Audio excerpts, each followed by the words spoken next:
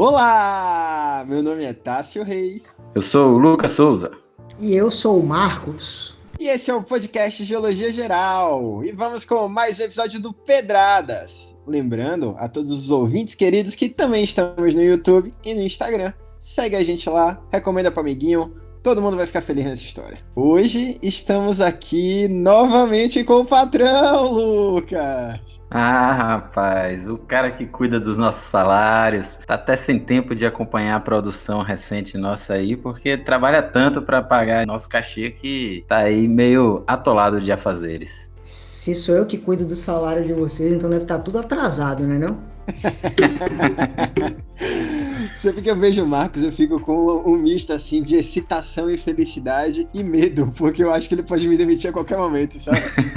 Jamais, jamais. Mas hoje a gente está aqui porque o tema surgiu devido a condições climáticas adversas. E aí eu olhei para Lucas e falei, pô Lucas, e se a gente faz um episódio sobre as geleiras e sobre o chão embaixo da geleira? Já que o gelo é um responsável por esse intemperismo, como que será o chão da Antártida? E aí, qual foi a sua ideia, Lucas? Você resolveu chamar quem para falar sobre isso? O especialista, né, rapaz? O cara que conhece tudo de gelo. Fez aí vídeos já sobre geleiras para o nosso canal. Então, tinha que chamar alguém que tinha um conhecimento legal para comentar sobre isso. Eu acho que essa pessoa ainda não chegou. Daqui a pouco ela chega. Ela tá atrasada, daqui a pouco ela chega. Porque eu também tô por fora quem é esse especialista em gelo aí, viu? Porque de gelo só tá a minha casa aqui, que tá uma geleira da zorra, viu? Mas vamos aí tentar pincelar de uma forma meio geralzona o pouquinho que a gente conhece sobre esse ambiente tão hostil que é o gelo. Se fosse pra eu falar de gelo, eu falaria só do gelo no meu copinho de uísque, que às vezes vai muito bem. Justíssimo, esse aí merece. Mas vamos começar do começo, né? Eu falei certo, o gelo é de fato um responsável por intemperismo e por uma modificação das paisagens e do solo e das rochas? Na verdade, o gelo é um dos grandes agentes erosivos, muito mais erosivos do que intempéricos, né? Por conta de toda a sua força, de toda a sua dimensão, né? A dimensão das geleiras. Então, quando essas geleiras elas se movimentam, elas conseguem carregar consigo todo aquele material que está à frente dela e também por baixo dela. Então, é um grande agente erosivo. Um grande corpo, digamos assim, que é provido de mobilidade, né? Então, na hora que ele se movimenta, a capacidade de levar qualquer tamanho e qualquer tipo de sedimentos, né, é muito importante. Ele é muito importante justamente por causa disso, né? Uma das características legais dele, digamos assim, é que a gente imagina que seja só um bloco de gelo que fica lá, paradinho, bonitinho. Mas não, todos os blocos, todas as geleiras, elas têm a sua mobilidade porque, devido à grande pressão superior das camadas que ficam mais para cima, né, nas inferiores, causa uma leve fusãozinha e se transforma em um pouco de água na base, e aquilo faz com que ela tenha a capacidade de deslizar e consegue levar pedaço de sedimento de tamanho de carros a tamanhos mais finos. Então a gente depois gera rochas que misturam toda essa grande variedade de sedimentos. Quando vocês falam de fenômenos erosivos e fenômenos intempéricos, é como assim? A erosão é um tipo de intemperismo ou são coisas diferentes? Vamos lá, a erosão ela está relacionada mais ao transporte do material. Já o intemperismo está relacionado à desagregação do meu material. Então eu tenho uma rocha coesa e essa rocha vai sofrer primeiramente um intemperismo, seja ele físico, seja ele químico e seja ele biológico. Então vai desagregar o meu material, aquela minha rocha coesa, ela vai ficar com material inconsolidado, desagregado. E aí esse material inconsolidado, desagregado, ele é mais suscetível ao transporte, que é justamente esse processo erosivo. Entendi. E o gelo? Porque eu fico pensando assim, dentro das rochas você tem microfissuras, que eu imagino que caiba microgotículas de água ou alguma coisa desse tipo, e quando você congela, essa água se expande. E na minha cabeça isso também provocaria um fenômeno intempérico. Então o gelo age das duas formas. Exatamente. Como você falou, quando eu tenho essas microfissuras nas rochas, a água penetra, a gente sabe que a água tem essa peculiaridade, essa particularidade de, digamos, inchar, né, né, quando a temperatura cai, então ela pode também gerar esse intemperismo do tipo físico, ou seja, ela só vai quebrar o meu material rochoso, e aí desagregando facilita justamente esse material ser futuramente transportado. Sendo muito sincero, assim, eu estudei antes pra parecer inteligente na frente do chefe. Justíssimo e necessário, né?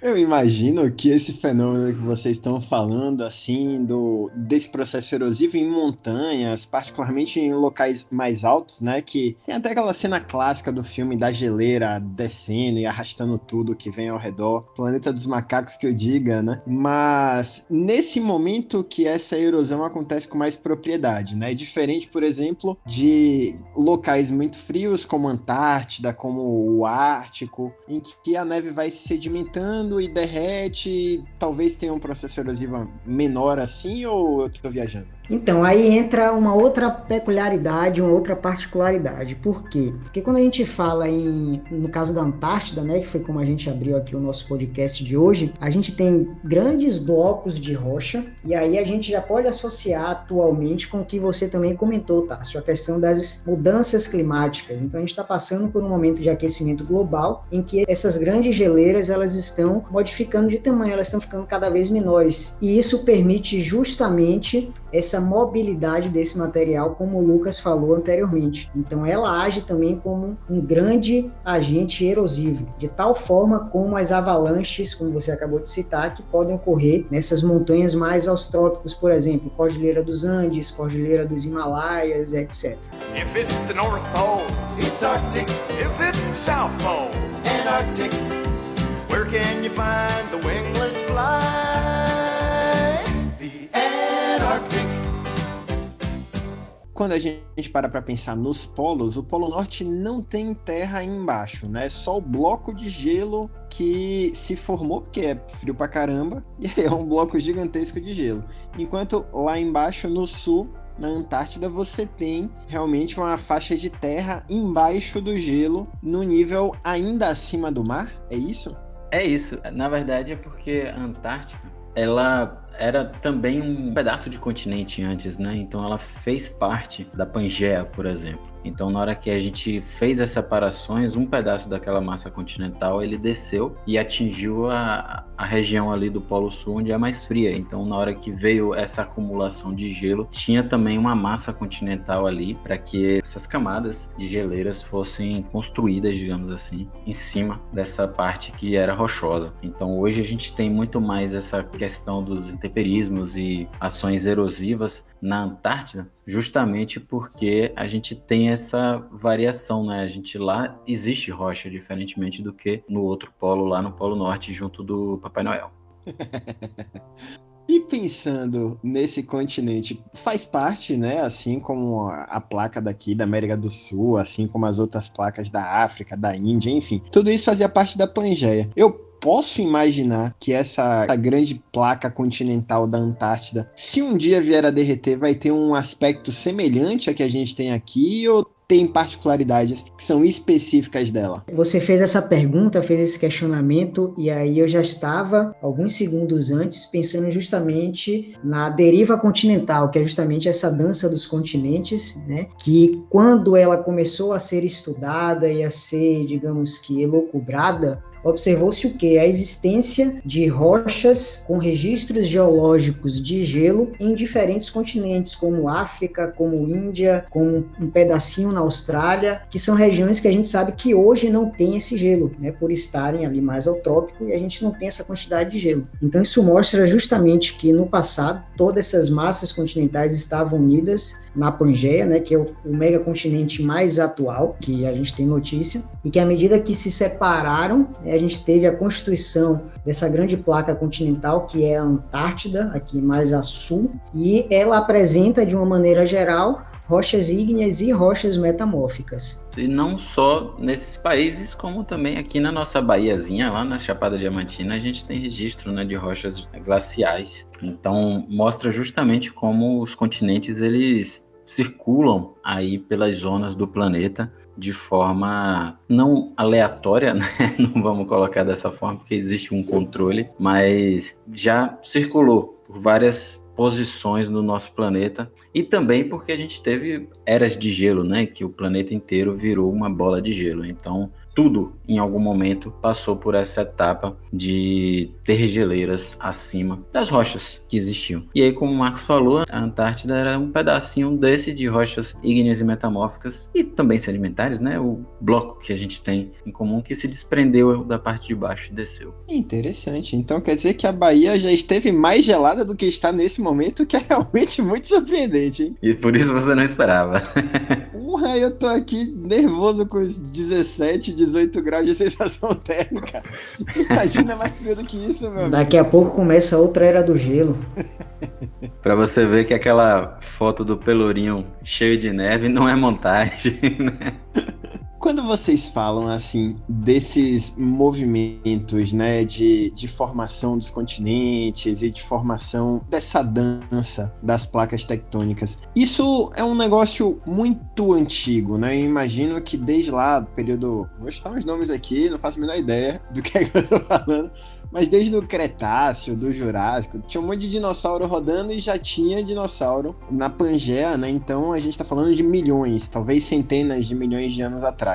Nesse período, a Antártida ela é o primeiro a se deslocar rumo ao sul, não é isso? Da Pangeia. Daí você tem também lá essa biodiversidade. É possível a gente fazer escavações e encontrar esses marcadores biológicos que a gente encontra nos outros continentes também? Vamos lá. Na verdade, essa dança tectônica ter alguns milhões de anos, eu diria um pouquinho mais, questão de bilhões de anos. Estudos mais recentes já indicam que essa dança continental já data do Arqueano, ou seja, 3 bilhões ou mais de anos atrás. A gente já tem essa dança dos continentes. Mas nessa época era tudo lava também, né? Se não tivesse dançando, tá de brincadeira. Ali por volta de 3.8, estava começando a aparecer a primeira formazinha de vida, né? Então era tudo ainda muito inóspito aqui. A gente não conseguiria nem pensar em cogitar em existir aqui no nosso planeta, né? E aí, dando um salto para os dinossauros, ali no meio do Jurássico, aproximadamente, né, do Jurassic Park, famoso Jurassic Park, ali no meio do Jurássico, é que a gente começa a ter, então, essa separação da Pangeia. Então, começa-se, então, a Pangeia a se fragmentar, e aí vai gerar um megacontinente a norte, um megacontinente a sul, e aí depois esses megacontinentes, essa primeira subdivisão, vai gerando, então, essas outras subdivisões, né? A gente tem esse bloco da Antártida caminhando cada vez mais para baixo até chegar ao Polo Sul. E se a gente furar de fato e chegar à massa continental, a gente pode encontrar resquícios de fauna e flora desse passado, mostrando justamente que antigamente apresentavam uma rica biodiversidade. Só que tem um porém. Essas camadas de gelo, essas geleiras, elas são quase quilométricas, se não me engano, até quilométricas em algumas regiões de profundidade. Então, perfurar alguns quilômetros de gelo até chegar a essa massa continental vai ser duro, literalmente. E é muito legal o estudo dessas geleiras, né? Porque, assim, justamente por serem quilômetros de camadas de gelo, foram anos e mais anos para construir esses quilômetros de gelo, né? Então, à medida que você vai furando para baixo, você vai tendo registros de condições ambientais, climáticas, encontra micro-organismos que existiam em diferentes etapas, né, da formação daquelas camadas de gelo. If it's the North Pole, it's Arctic. If it's the South Pole, Antarctic. Where can you find the wingless fly? The Antarctic. Entendi. Perfeito. E dá pra gente conseguir estudar isso hoje em dia? Por exemplo, pegar uma broca, fazer uma perfuração e ir estudando esse gelo ao longo do tempo para colher essas informações a respeito desses períodos anteriores? Por exemplo, nesse gelo eu imagino que tem a formação atmosférica do determinado ano em que o gelo foi formado, né? A concentração de gases. Hoje em dia a gente já consegue fazer isso? Já tem tecnologia para isso ou não? Tem muito sacana que tá lá, inclusive, sofrendo, pegando esses dados aí necessários justamente para contar essa história e ajudar no entendimento também do degelo, né? Se a gente está aí dizendo em questão de aquecimento global, de que estamos derretendo as calotas polares, essas coisas todas, então ao mesmo tempo consegue ter esse registro também da taxa em que está sendo derretido essas camadas de gelo. Só que aí são expedições bem específicas, né? E geralmente feitos por pesquisadores que são especialistas mesmo nessas áreas e vão lá, fazem uma expedição de alguns meses, ficam lá, levam iglus e tal, e a comida que leva, porque lá não tem acesso à alimentação. Gente especialista assim, tipo Marcos. Aí a gente não iria saber nada do gelo, só que é gelado. Nada além disso. Mas lá não tem como se alimentar, né? Hoje não existe muita vida disponível, só ficar pescando. Mas aí o pessoal depende muito dessa atividade, aquela pesca no gelo que a galera faz, né? Como em alguns locais a espessura de gelo é muito grande, você não consegue chegar perto de uma camada que embaixo esteja líquida para você ter acesso a qualquer peixe que esteja morando lá embaixo. Então a grande parte da alimentação é através de comidas e barrinhas de cereais, coisas desse tipo que o pessoal leva para a expedição. Bota fé, parece eu na minha época de solteiro que vivia com barrinha de cereal e gel calórico de glicose. E miojo. E miojo, exatamente. Mas, gente, e pensando assim, que já houveram formas de vida antes, né? E pensando também que formas de vida, quando tem esse processo ao longo de milênios, ao longo de milhares, milhões de anos, vai virando depósito de petróleo, por exemplo, e de outros materiais que são utilizáveis, né? E extraíveis, extrotáveis, não sei.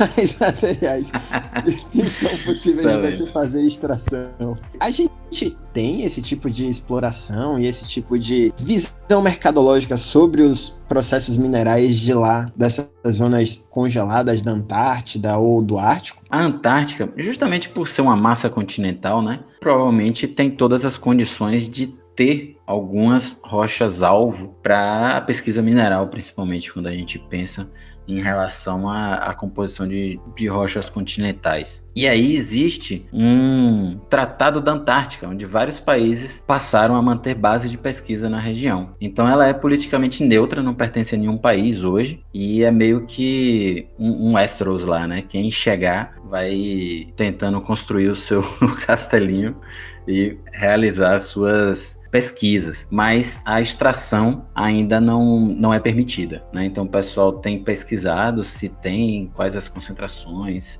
seja de uma pesquisa mineral ou de elementos combustíveis fósseis, mas por enquanto ainda não é permitido. Como a gente não está lá para fiscalizar, não sei se o pessoal não tem feito, né? Mas oficialmente não é permitido ainda. Perfeito. Eu tive em Ushuaia, que é lá no extremo sul da Argentina. E eu tava num museu e esse museu mostrava alguns ameríndios que viajavam de barco mesmo, de canoa, até a Antártida com frequência e voltavam e ficavam nesse fluxo, né? Hoje em dia a gente tem populações nativas desses continentes para reivindicar, por exemplo, uma nacionalidade antártica ou alguma coisa nessa linha. Levantar a bandeira, né? Sou antartiquês.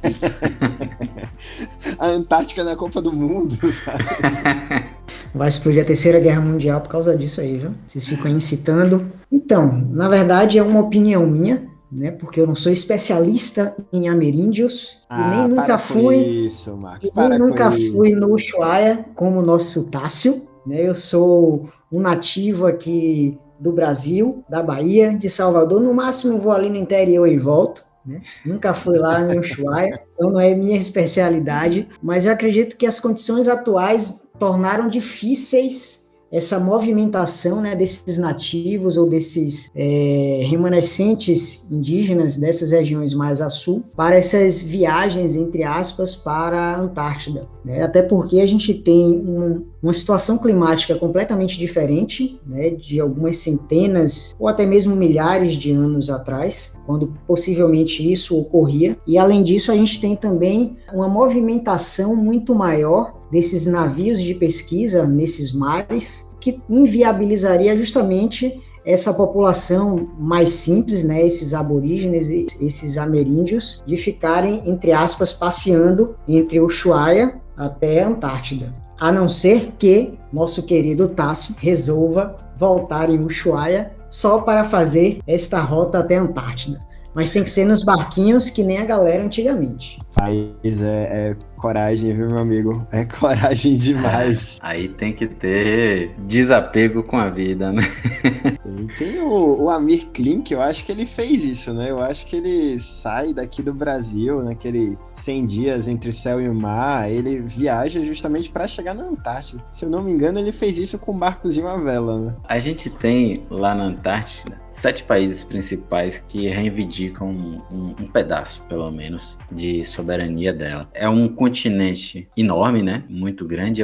Se eu não me engano, é o terceiro maior continente, não, o quarto maior, depois da Ásia, América e da África do planeta, né? Então todo mundo quer um pedacinho justamente por essa questão estratégica de ele provavelmente ter concentrações minerais. Então a gente tem Grã-Bretanha, Argentina, Chile, Noruega, Austrália e Nova Zelândia e a França, certo? Ainda tem um pedacinho livre. Então seja por proximidade ou só por safadeza mesmo, porque a França não tem proximidade alguma para querer um pedaço daquilo. Noruega, pelo amor de Deus, né? Tá do outro lado do mundo.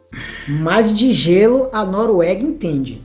Temos um ponto. Não, e por cima a Noruega chega mais rápido também, né? Depende. E se a Terra for plana? Quem estiver ouvindo esse podcast foi uma ironia, viu? Pelo amor de Deus.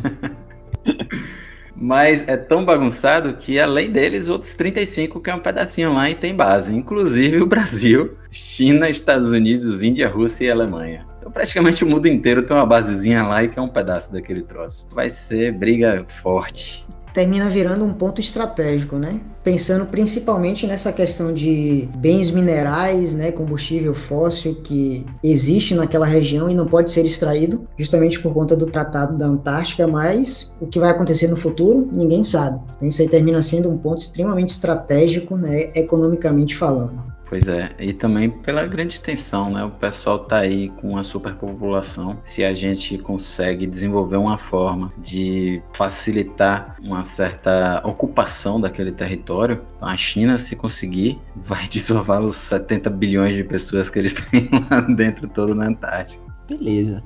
E quando a gente parar para pensar no trabalho dos geólogos, especialmente dos geólogos práticos, né, de exploração assim de blocos de gelo soltos, de glaciares, enfim, vocês acham que onde que entraria essa especialidade no estudo dessas formações? O geólogo que costuma estudar esse tipo de ambiente, ele geralmente é especialista na área de sedimentologia, que é a área que estuda rochas formadas por ambientes que envolvem a água, digamos assim, certo? Então, no caso, a grande maioria são ambientes aquosos, né?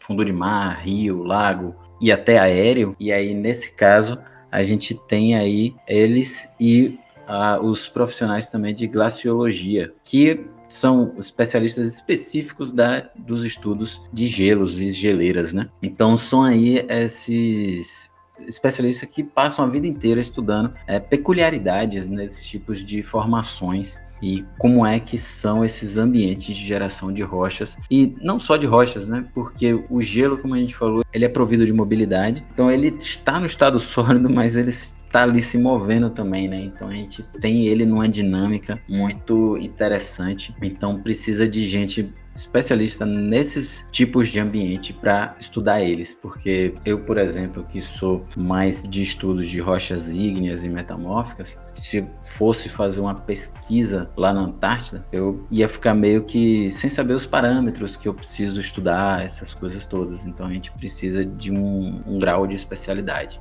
Tem rios circulando embaixo dos glaciares, embaixo dos blocos de gelo lá, ou não? Porque eu fico pensando nos lagos congelados, né? Que a parte de cima é completamente congelada e que a parte de dentro é líquida. Será que lá acontece a mesma coisa? Em algum grau, alguns locais eu acho que pode acontecer sim, mas em grande parte eles são completamente sólidos. A gente tem camadas em diferentes graus de compactação, mas essencialmente sólidos, com pequenas interfaces, né, que sofrem aquele processo de fusão e vira água, finas camadas de água que permite essa mobilidade, mas geralmente eles são essencialmente sólidos. E quando eles existem, né, esses pequenos rios, digamos assim, subterrâneos no gelo, estão mais próximos dos oceanos, né? Justamente por conta da existência dessa água no seu estado líquido, que permite justamente por conta dessa interface com o gelo, esse degelo de algumas porções mais subterrâneas e a formação de pequenos rios, digamos, marinhos, e uma geração de algum tipo até de corrente dentro dessas grandes geleiras. If it's the North Pole, it's Arctic. If it's the South Pole, Antarctic. Where can you find the wingless fly? The Antarctic. Perfeito. O pessoal lá da Noruega, esses safados da Noruega, que não tem nada a ver com o continente, mas que estão lá pesquisando, dando esse migué. Essa é uma história que eu li num blog, não sei nem se é verdade, mas deve ser. Enviaram a expedição para achar o Polo Sul, a localização exata do Polo Sul. E aí, junto com isso, a Inglaterra mandou também uma expedição para investigar o Polo Sul. E aí, em um certo momento, a expedição inglesa, ela se depara com uma cachoeira vermelha, que eles nomearam depois de Cachoeira de Sangue, lá na Antártida. E aí, dividem o grupo, um grupo para investigar essa cachoeira vermelha e o outro grupo para ir atrás do Polo Sul. E aí, essa galera do Polo Sul, quando chega lá, descobre que os noruegueses já tinham chegado no Polo Sul antes dos ingleses. E essa turma que foi atrás do Polo Sul, todo mundo morreu congelado, porque acabou comida, as temperaturas baixaram para menos de 80 graus, teve uma ventania gigantesca, e o pessoal que ficou estudando a Cachoeira de Sangue sobrevive. Ou seja, da expedição toda, tem uns 2 ou 3 caras que sobreviveram por conta desse achado dessa Cachoeira de Sangue lá, que é uma cachoeira, na verdade, de algas, né? Algas vermelhas que davam esse aspecto. Então, é uma curiosidade a respeito desse continente tão inóspito. Rapaz, existe mesmo essa cachoeira de sangue, viu? Procurei aqui, tô vendo aqui, velho, de fuder, velho. Existe aqui, ó, tá dizendo que é causado por uma bactéria que vive sob a geleira, na Antártida. Elas usam compostos de enxofre para ajudá-las a respirar ferro. E aí essa cor vermelha é por causa do ferro. Tô ali falando que eu estudei pra impressionar o chefe, rapaz. Então, pessoal, esse foi mais um episódio do Geologia Geral. E hoje aprendemos que estude antes de falar com o chefe para parecer inteligente. Aprendemos também que a Antártica e o Pelourinho sempre me lembraram cerveja, mas parece que os dois têm muito mais em comum. O chamado cu de foca, né? Exatamente.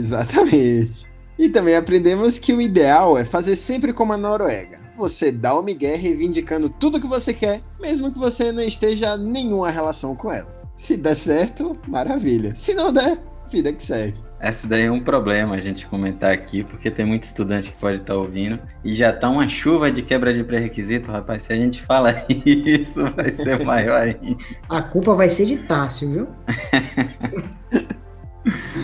Obrigado a todos e até a próxima. Até a próxima, pessoal. Grande abraço. Até a próxima.